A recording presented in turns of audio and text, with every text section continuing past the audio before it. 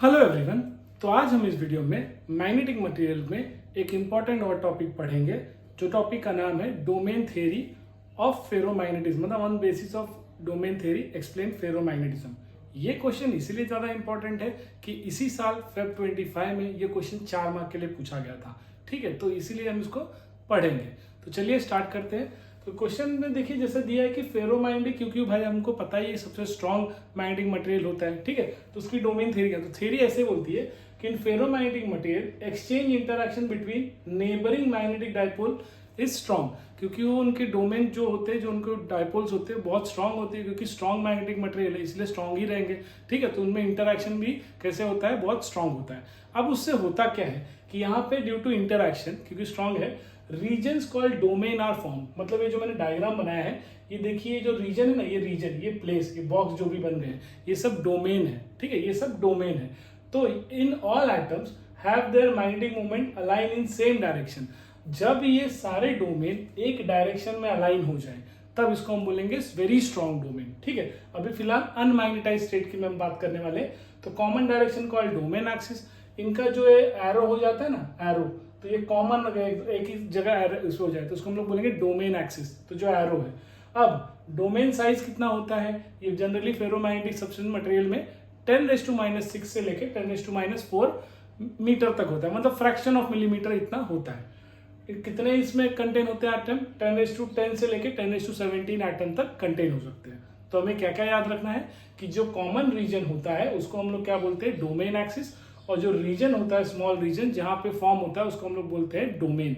इनका साइज कितना होता है, फ्रैक्शन ऑफ मिलीमीटर का, जो कि 10⁻⁶ से लेके 10⁻⁴ तक होता है। उसमें कितने फिट बैठ सकते हैं ऐसे आइटम्स, वो है 10⁻10 से लेके 10⁻17 एटम्स। तो आई होप आपको यहाँ तक क्लियर है।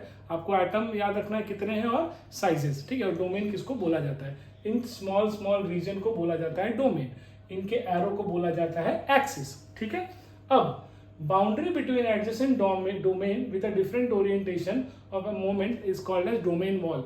ये जो बाउंड्री बन गई है इसी को हम डोमेन वॉल बोलते हैं, जिसके अंदर जो ये होते हैं मैग्नेटिक मोमेंट होते हैं, इनका डायरेक्शन अनमैग्नेटाइज्ड स्टेट की बात हो रही है कि अलग अलग होता है। ठीक है, अब इन अनमैग्नेटाइज्ड स्टेट, अब इसकी बात होगी कि magnetic even magnetic moment of individual domains are non zero. मतलब ये जो डोमेन्स है इनका मैग्नेटिक मोमेंट जीरो नहीं है, कुछ ना कुछ तो है वैल्यू। कब, अनमैग्नेटाइज्ड स्टेट में। ठीक है, मैग्नेटाइज नहीं किया गया। फिर भी domain axis of different domains being oriented randomly. तो ये जो डोमेन एक्सिस है इनका, ये जो एरो है, ये कैसा है, भले इनका मैग्नेटिक मोमेंट जीरो ना हो लेकिन इनके एक्सिस का डायरेक्शन क्या है, डिफरेंट है। उसी वजह से इनका नेट मैग्नेटिक मोमेंट क्या होता है, अनमैग्नेटाइज्ड स्टेट में जीरो होता है। मैं फिर से स्टेप समझा देता हूं।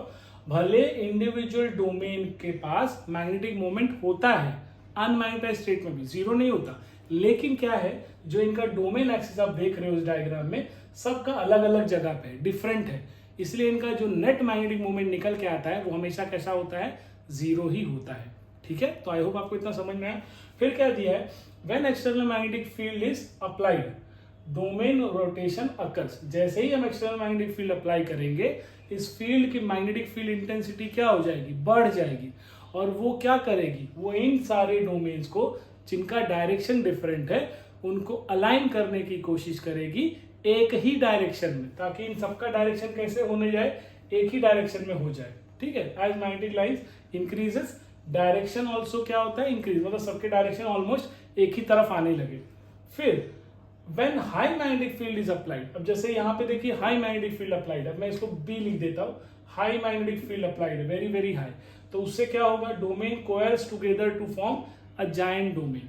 मतलब ये सारे जो रीजन है, बाउंड्री वॉल्स है, ये एक तरह के ब्रेक हो जाएंगे, इनके सारे के सारे डोमेन्स एक तरफ में अलाइन हो जाएंगे। तो इनके सबके एक्सिस की डायरेक्शन क्या हो जाएगी, एक ही तरफ हो गई है, क्योंकि sufficient amount of high magnetic field हमने अप्लाई कर दिया है। तो उसके वजह से सारे एक जैसे अलाइन हो गए, तो इनकी डोमेन स्ट्रेंथ भी क्या हो गई, बढ़ गई, और इनकी मैग्नेटिक प्रॉपर्टी और बढ़ के आती है।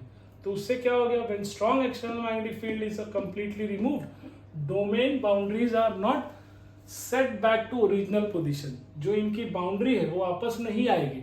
इवन अगर हम मैग्नेटिक फील्ड निकाल दें, जो हमने स्ट्रॉन्ग मैग्नेटिक फील्ड अप्लाई की थी इस फेरोमैग्नेटिक सब्सटेंस में, अगर हम उसको निकाल भी दे फिर भी ये ऐसे का ऐसे ही बना रहेगा, वापस इस फॉर्म में नहीं आने वाला। ठीक है, इसका मतलब क्या हुआ, remaining non zero and ferromagnetic material is said to retain magnetisation.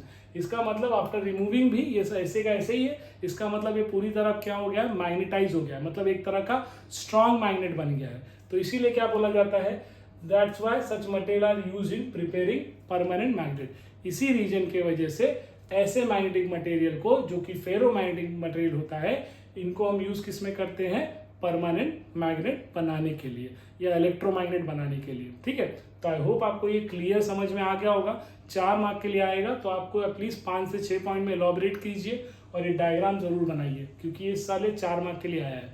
सबसे पहले क्या याद रखना है, जो इंटरैक्शन की वजह से जो रीजन फॉर्म होगा उसको हम क्या बोलते हैं, डोमेन।